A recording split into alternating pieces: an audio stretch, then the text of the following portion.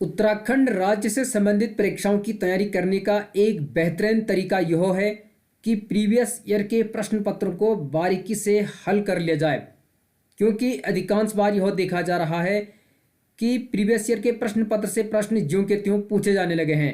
नमस्कार दोस्तों, आज के इस वीडियो में मैं लेकर आया हूं लोअर पीसीएस परीक्षा 2016 के प्रश्न पत्र से संबंधित ऐसे महत्वपूर्ण प्रश्न उत्तर जो कि अधिकांश बार परीक्षाओं में पूछे जा रहे हैं। आपको मेरी एडवाइस है कि आप इस वीडियो को अंत तक देखें और अपने ज्ञान का परीक्षण करें। इस वीडियो में हम तकरीबन 30 प्रश्न हल करेंगे। तो आइए शुरू करते हैं आज की इस वीडियो को।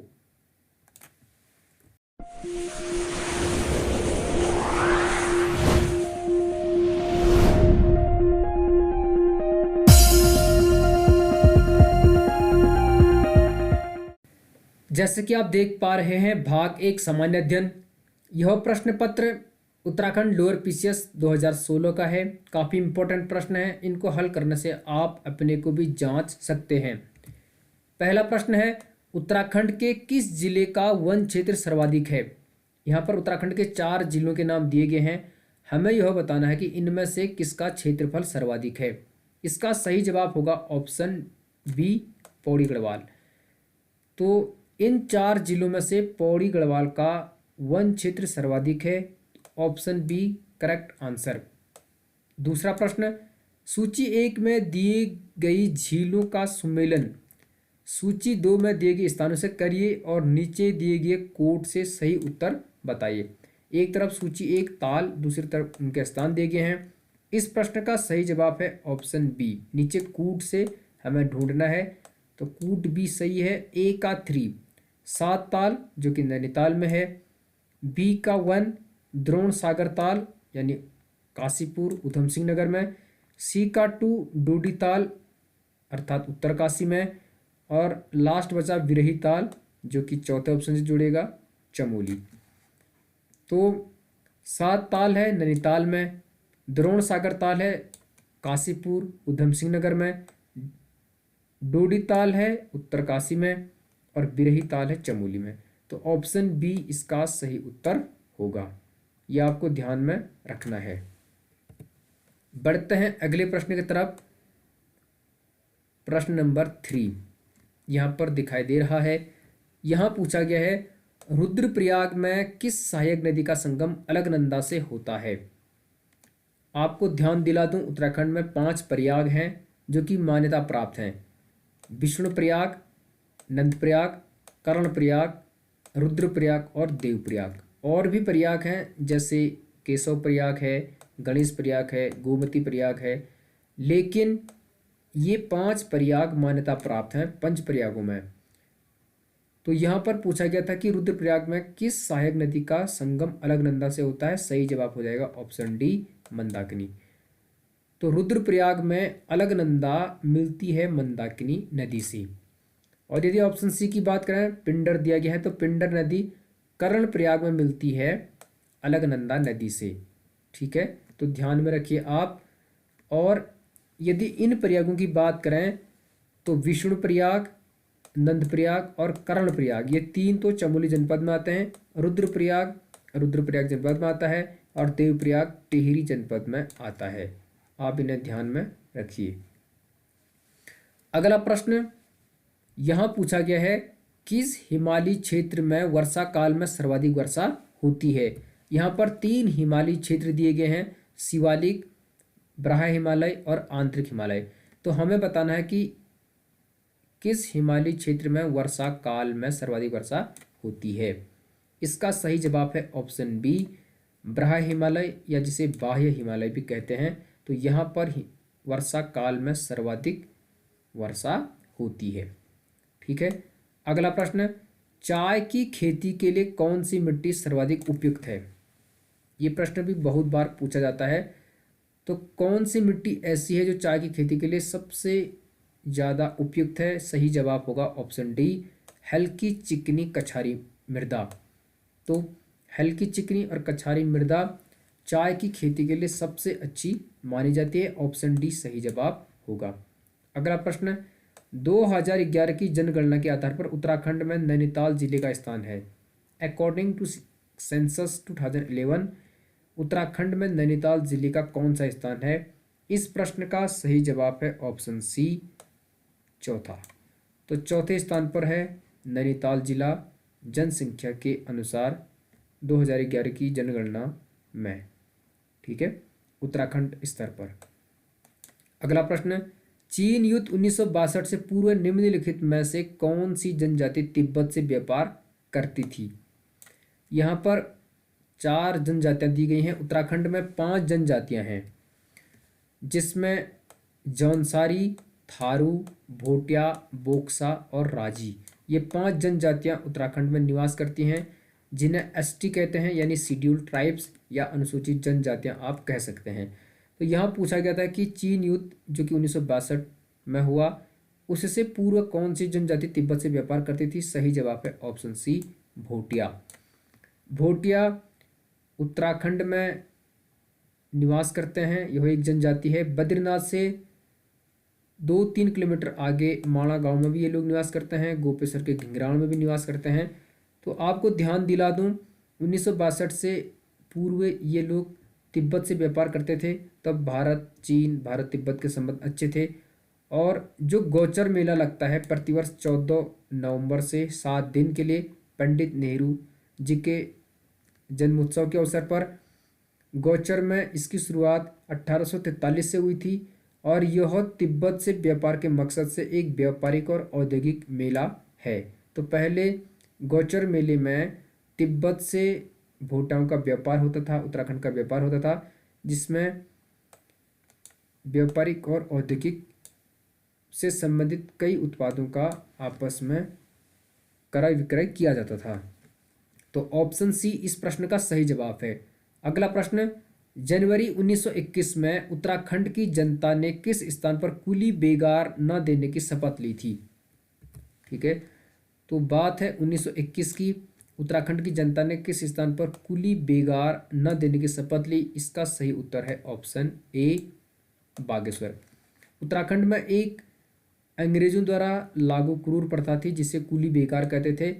कुली बेगार में यहाँ के लोगों से अंग्रेज काम करवाते थे और उसके एवज में उन्हें कोई पारिश्रमिक नहीं दिया जाता था। तो इसके विरोध में बद्रीदत्त पांडे के नेतृत्व में 1921 में बागेश्वर के सरयू नदी के तट पर कुली बेगार के रजिस्टर बहाए गए थे। बागेश्वर में सरयू नदी में बागनाथ की कसम खाकर कुली बेगार न देने के उद्देश्य से कुली बेगार के रजिस्टर बहाए गए थे। ये बात है 14 जनवरी 1921 की, मकर संक्रांति के अवसर पर। तो ऑप्शन ए इसका सही जवाब होगा। और उस दिन यानी 14 जनवरी 1921 को सरयू नदी में बागनाथ की कसम खाकर कुली बेगार के रजिस्टर बहाए गए और उत्तराखंड से कुली बेगार जैसी कुप्रथा का सदा के लिए अंत किया गया। तो इसे आप ध्यान में रख सकते हैं। अगला प्रश्न स्क्रीन पर जैसे कि आप देख पा रहे हैं, इस प्रश्न में पूछा गया है, जिस नदी पर कोटेश्वर बांध निर्मित किया जा रहा है, तो कोटेश्वर बांध किस नदी पर निर्मित किया जा रहा है हमें बताना है। सही जवाब है ऑप्शन सी, भागीरथी। तो भागीरथी भिलंगना पर टिहरी बांध बना है। कोटेश्वर बांध भागीरथी नदी पर निर्माण किया जा रहा है और यह 400 मेगावाट का है। यह टिहरी जल विद्युत परियोजना यानी टीएचडीसी की ही है और 400 मेगावाट की है। ठीक है, तो आप ध्यान में रखिए, ये टिहरी जनपद में आता है। तो ऑप्शन सी इसका सही उत्तर होगा। अगला प्रश्न, उत्तराखंड में प्रथम डेयरी संघ स्थापित किया गया था। तो उत्तराखंड में प्रथम डेयरी संघ कहाँ पर स्थापित किया गया था? इस प्रश्न का सही जवाब है ऑप्शन डी, हल्द्वानी में। ठीक है, तो सबसे पहले नैनीताल हल्द्वानी में प्रथम डेयरी संघ की स्थापना की गई थी। तो ऑप्शन नंबर डी इसका सही उत्तर होगा। अगला प्रश्न, उत्तर प्रदेश जमींदारी उन्मूलन एवं भूमि सुधार अधिनियम कब पास किया गया? एक एक्ट था, अधिनियम था, उत्तर प्रदेश जमींदारी उन्मूलन एवं भूमि सुधार अधिनियम। हमें बताना है कि यह कब पास किया गया। इस प्रश्न का सही जवाब है ऑप्शन ए, सन 1950 ईस्वी में। तो उत्तर प्रदेश जमींदारी उन्मूलन एवं भूमि सुधार अधिनियम कब पास किया गया था? 1950 में। तो ऑप्शन ए इसका सही जवाब होगा। अगला प्रश्न है, गढ़वाल मंडल की स्थापना कब की गई थी? गढ़वाल मंडल, कुमाऊं मंडल, दो मंडल हमारे उत्तराखंड में है। तो यहाँ पूछा गया था गढ़वाल मंडल की स्थापना कब की गई थी? इस प्रश्न का सही जवाब है ऑप्शन बी, 1969 यानी 1969। तो 1969 यानी 1969 में गढ़वाल मंडल की स्थापना की गई थी। आप इसे ध्यान में रखिए। अगला प्रश्न है, उत्तराखंड विधानसभा में अनुसूचित जनजाति के लिए कितने स्थान आरक्षित रखे गए हैं? इसका मतलब यह हुआ कि जो उत्तराखंड की विधानसभा है जिसमें 70+1 विधायक होते हैं, 70 निर्वाचित होते हैं और एक विधायक एंग्लो इंडियन समुदाय का होता है जिसे राज्यपाल मनोनीत करता है। तो इन 70 विधानसभा में अनुसूचित जनजाति यानी एसटी शेड्यूल्ड ट्राइब्स के लिए कितने सीट आरक्षित यानी रिजर्व हैं? इस प्रश्न का सही जवाब है ऑप्शन बी, 2। तो 2 सीट एसटी वर्ग के लिए हैं। एक है चक्राता और दूसरा है नानकमत्ता। चक्राता देहरादून और नानकमत्ता उधम सिंह नगर। तो केवल 2 सीट एसटी यानी अनुसूचित जनजाति समुदाय के लिए आरक्षित किए गए हैं। इन 70 सीटों में से 13 सीट एससी के लिए हैं यानी शेड्यूल्ड ट्राइब्स अनुसूचित जाति के लिए, और 55 सीट हैं जनरल के लिए यानी सामान्य के लिए। तो 55 और 15 हो जाएगा 70, और एक है एंग्लो इंडियन के लिए जिसे राज्यपाल मनोनीत करता है। और ये 70 सीट क्या होते हैं? जनता के द्वारा प्रत्यक्ष रूप से निर्वाचित किए जाते हैं। अगला प्रश्न, उत्तराखंड पुलिस का ऑपरेशन इस्माइल मुस्कान योजना संबंधित है। तो ये प्रश्न भी बहुत बार पूछा जा चुका है। हमें इसमें बताना है कि उत्तराखंड पुलिस का ऑपरेशन इस्माइल यानी मुस्कान योजना किससे संबंधित है? इस प्रश्न का सही जवाब है ऑप्शन ए, बच्चों से। तो कोई बच्चा अगर खो जाता है या किसी बच्चे को कोई दिक्कत होती है तो ऑपरेशन इस्माइल या मुस्कान योजना नामक एक ऑपरेशन की शुरुआत उत्तराखंड पुलिस के द्वारा की गई है। तो ऑप्शन ए इसका सही जवाब होगा। अगला प्रश्न, मुद्रा राक्षस जिनका जून 2016 में निधन हुआ की प्रसिद्धि है? मुद्रा राक्षस क्यों प्रसिद्ध थे? इसमें हमें ये पूछा गया है। इसका सही जवाब है ऑप्शन डी, हिंदी उपन्यासकार। तो मुद्रा राक्षस क्या थे? एक हिंदी उपन्यासकार थे। इस प्रकार ऑप्शन डी इस प्रश्न का सही जवाब होगा। आगे बढ़ते हैं, अगले प्रश्न की तरफ बढ़ते हैं। आप ध्यान से प्रश्न को देखिए। अंग्रेजी में भी आप प्रश्नों को हल कर सकते हैं। यहाँ पर बाइलिंगुअल प्रश्न दिए गए हैं। वीडियो लंबी होने की वजह से हम इसे बाइलिंगुअल एक्सप्लेन नहीं कर रहे हैं, लेकिन मैं वीडियो को हल्का सा पॉज कर रहा हूँ।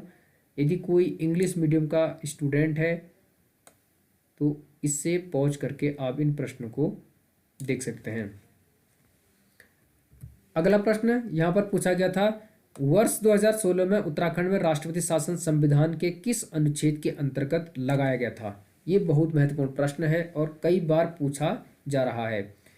इस प्रश्न का सही उत्तर होगा ऑप्शन सी, अनुच्छेद 356। तो 2016 में 27 मार्च को उत्तराखंड में राष्ट्रपति शासन लगा, जो कि 11 मई 2016 तक चला, कुल 46 दिन का। तो संविधान के किस अनुच्छेद के अंतर्गत लगाया गया था? अनुच्छेद 356। हमारे देश में 3 प्रकार से आपात का उपबंध है। एक है अनुच्छेद 352 जिसमें राष्ट्रीय आपात लगता है, दूसरा है अनुच्छेद 356 जिसमें राष्ट्रपति शासन लगता है, तीसरा है अनुच्छेद 360 जिसके अंतर्गत वित्तीय आपात या आर्थिक आपात का प्रावधान किया गया है। तो यदि किसी राज्य में संवैधानिक तंत्र विफल हो जाता है, किसी का संवैधानिक ढांचा चरमरा जाता है किसी राज्य का, या वहाँ पर सरकार अल्पमत में आ जाती है, किसी भी कारण से यदि राज्य का संवैधानिक तंत्र विफल हो जाता है, तो उस स्थिति में राज्यपाल की सिफारिश पर राष्ट्रपति उस राज्य में राष्ट्रपति शासन लागू कर देता है। तो ऑप्शन सी इसका सही उत्तर होगा। अगला प्रश्न है, ब्रेड यानी डबल रोटी मैं प्रयुक्त होने वाले हानिकारक रसायन का नाम बताए। ब्रेड जो कि आप खाते हैं, इसे डबल रोटी कहते हैं, इसमें प्रयुक्त होने वाले हानिकारक रसायन का नाम हमें पूछा गया है। इस प्रश्न का सही जवाब है ऑप्शन बी, पोटेशियम ब्रोमेट। ठीक है, ऑप्शन बी सही जवाब होगा, पोटेशियम ब्रोमेट। तो ब्रेड में प्रयुक्त होने वाला हानिकारक रसायन है पोटेशियम ब्रोमेट। अगला प्रश्न है, उत्तराखंड का प्रथम निर्जातीय समूह किसे माना जाता है? ये प्रश्न भी बहुत बार पूछे जाने लगा है। तो उत्तराखंड का प्रथम निर्जातीय समूह कौन सा है? काफ़ी इंपॉर्टेंट प्रश्न। सही उत्तर ऑप्शन ए, कोल। ठीक है, तो ये भी बहुत बार पूछा जा चुका है ये प्रश्न। उत्तराखंड का प्रथम निर्जातीय समूह कौन है? कोल। तो मुझे लगता आप इसे समझ चुके होंगे। अगला प्रश्न है, पंवार शासकों की प्रथम राजधानी कहाँ थी? पंवार या जिसे परमार भी कहते हैं, पंवार वंश या परमार वंश आपने सुना होगा, इनकी प्रथम राजधानी कहाँ थी? इस प्रश्न का सही जवाब है ऑप्शन डी, चांदपुर गढ़ी। तो पंवार या परमार वंश के जो शासक थे उनकी प्रथम राजधानी थी चांदपुरगढ़, उसके बाद राजधानी गई देवलगढ़, उसके बाद गई श्रीनगर, फिर उसके बाद गई टिहरी। तो ये चारों स्थान पंवार या परमार वंश की राजधानी से जुड़े हैं, लेकिन सबसे पहले इनकी राजधानी थी चांदपुरगढ़। और चांदपुर गढ़ी है जनपद चमोली में, आदिबद्री के पास में। आदिबद्री जो कि पंचबद्री में आता है, उसके पास में ऊंचे टीले पर है चांदपुर गढ़ी। यहाँ पर सबसे पहले पंवार या परमार वंश की राजधानी थी। यहाँ का राजा सबसे पहले भानु प्रताप था, और उनकी बेटी की शादी हुई कनकपाल से, जो कि धारवाड़ से आए थे कनकपाल, उनसे उनकी शादी हुई। फिर कनकपाल इसका पहला राजा था पंवार या परमार वंश का। इसमें कुल 60 राजा हुए। कुल कितने राजा हुए हैं? 60। और पंवार या परमार वंश का काल माना जाता है 888 से 1949 तक। 888 से 1949 तक। तो 888 से इन्होंने यहाँ पर अपना शासन स्थापित किया, और 1 अगस्त 1949 में टिहरी का भारत संघ में विलय किया गया। तो इतनी लंबी अवधि तक पंवार या परमार वंश ने गढ़वाल पर राज किया था। तो ये भी आप ध्यान में रखिए। प्रद्युम्न शाह ने गढ़वाल और कुमाऊं पर शासन स्थापित करने की कोशिश की, लेकिन बाकी सारे राजाओं ने गढ़वाल पर ही अपना शासन स्थापित किया। अजय पाल 37वें राजा थे, और इन्होंने गढ़वाल का एकीकरण करके गढ़वाल शब्द दिया अजय पाल ने, जो कि पंवार या परमार वंश के 37वें राजा थे। तो इसका सही जवाब है ऑप्शन डी। अगला प्रश्न, गढ़वाली समाचार पत्र के संपादक कौन थे? एक समाचार पत्र दिया गया है गढ़वाली समाचार पत्र, इसके संपादक का नाम इसमें पूछा गया है। इसका सही जवाब है ऑप्शन ए, विश्वंभर दत्त चंदोला। तो विश्वंभर दत्त चंदोला किस समाचार पत्र के संपादक थे? गढ़वाली समाचार पत्र के। तो ऑप्शन ए सही उत्तर होगा। अगला प्रश्न है, कौन सा स्वतंत्रता संग्राम सेनानी पेशावर कांड का नायक कहलाता है? ये तो काफ़ी सरल प्रश्न है। इसका सही जवाब है ऑप्शन सी, चंद्र सिंह गढ़वाली, या जिनका पूरा नाम है वीर चंद्र सिंह गढ़वाली।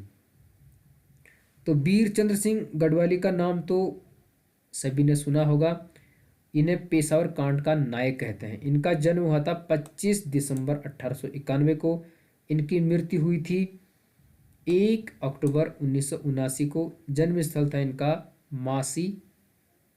ठीक है, तो ये भी आप ध्यान में रखिए।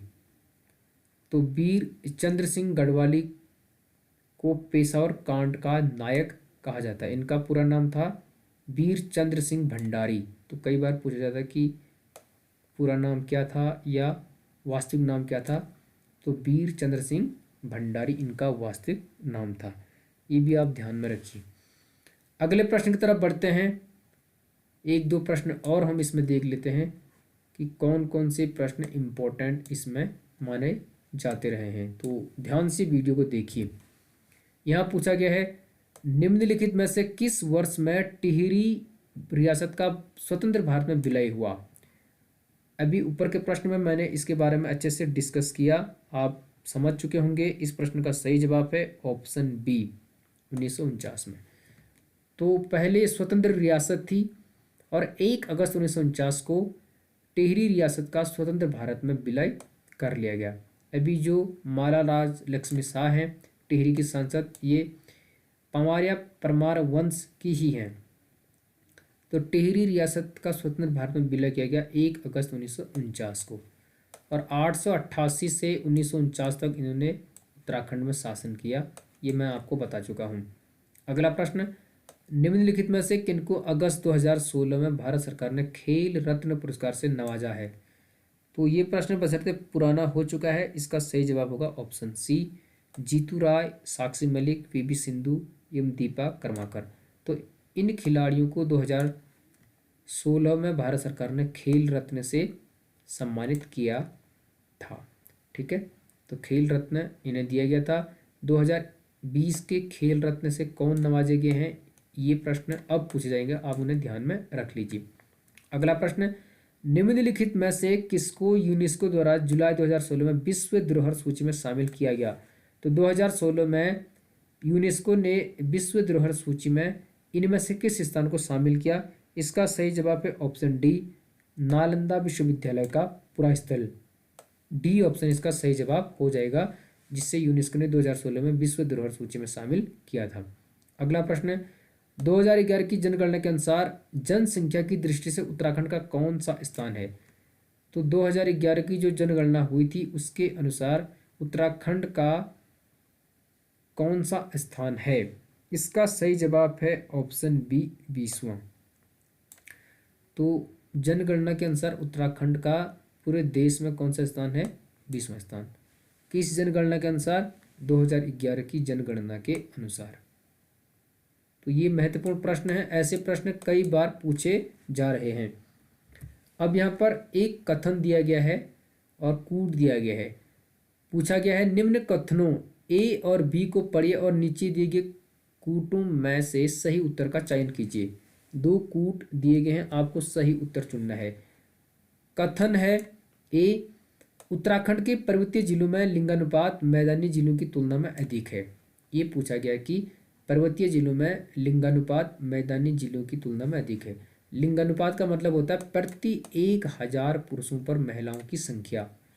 तो पूछ रहा है कि पर्वतीय जिलों में लिंगानुपात मैदानी जिलों की तुलना में अधिक है।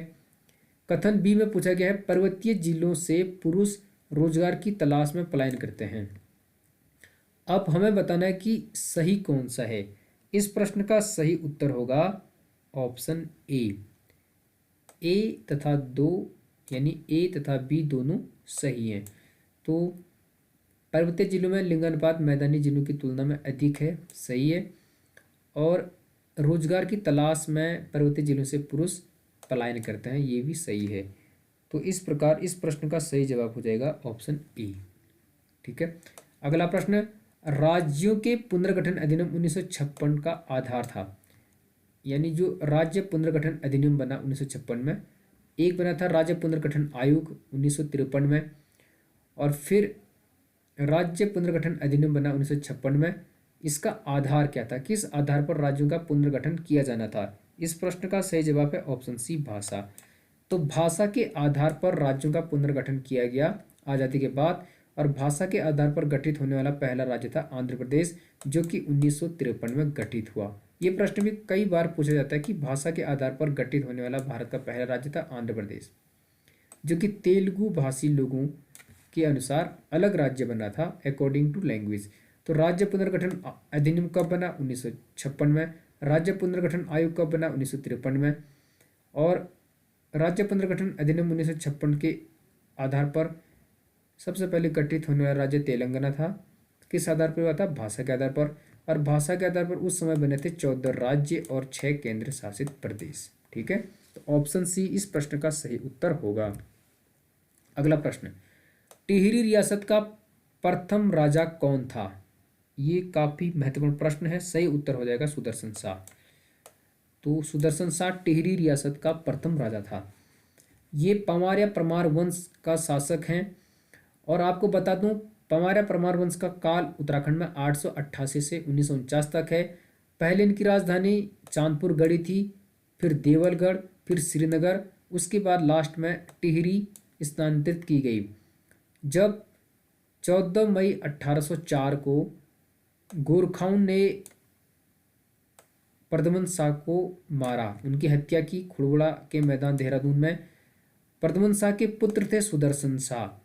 उस समय पमार या परमार वंश की राजधानी हुआ करती थी श्रीनगर में। तो जब प्रद्युम्न शाह की हत्या कर दी गई गोरखाओं द्वारा, उसके बाद सुदर्शन शाह जो कि प्रद्युम्न शाह का पुत्र था, ये पमार या परमार वंश की राजधानी को श्रीनगर से स्थानांतरित करके कहाँ ले गए? टिहरी में। बाकी के गढ़वाल पर अंग्रेजों ने राज किया, जिसे ब्रिटिश गढ़वाल कहते थे। और टिहरी पर शासन किया किसने? पमार या परमार वंश ने 1949 तक। और 1949 में 1 अगस्त 1949 को टिहरी का भारत संघ में विलय कर दिया गया और फिर टिहरी से राजशाही समाप्त हो गई। मानवेंद्र शाह का नाम आपने सुना होगा, राज लक्ष्मी शाह का नाम, सुदर्शन शाह का नाम सुना होगा, अजय पाल, कनक पाल, ये इसी वंश के हैं। कुल 60 राजा इसमें हुए थे। यहाँ पूछा गया था टिहरी रियासत का प्रथम राजा कौन था? सही उत्तर होगा सुदर्शन शाह। आज का आखिरी प्रश्न, कुमाऊं विश्वविद्यालय नैनीताल की स्थापना हुई थी। कुमाऊं विश्वविद्यालय नैनीताल में स्थित है। इसकी स्थापना हुई थी 1973 में। ऑप्शन सी सही जवाब हो जाएगा। तो ये काफ़ी इम्पोर्टेंट प्रश्न थे और मुझे लगता है आपको काफ़ी हेल्पफुल लगे होंगे। तो गढ़वाल विश्वविद्यालय जो कि श्रीनगर में है, HNB कहते हैं, हेमवती नंदन बहुगुणा गढ़वाल विश्वविद्यालय श्रीनगर, उसकी स्थापना भी 1973 में हुई। कुमाऊं विश्वविद्यालय जो कि नैनीताल में है, इसकी स्थापना भी 1973 में हुई थी। और गढ़वाल विश्वविद्यालय जिसे HNB कहते हैं, यह केंद्रीय विश्वविद्यालय बन चुका है 2009 में और ये राज्य विश्वविद्यालय के अंतर्गत ही है कुमाऊं विश्वविद्यालय। ठीक है, तो मुझे लगता है ये वीडियो काफ़ी इम्पोर्टेंट आपके लिए रही होगी। यदि ये वीडियो आपको अच्छी लगी तो वीडियो को लाइक करो, चैनल को सब्सक्राइब कर लो, कमेंट करो कि आपको वीडियो कैसी लग रही है। मिलते हैं अगली वीडियो में, तब तक बने रहिए गंगा प्रकाश वैश्य के साथ। आपका बहुत बहुत धन्यवाद। All the best, good luck, be happy and healthy. Thank you.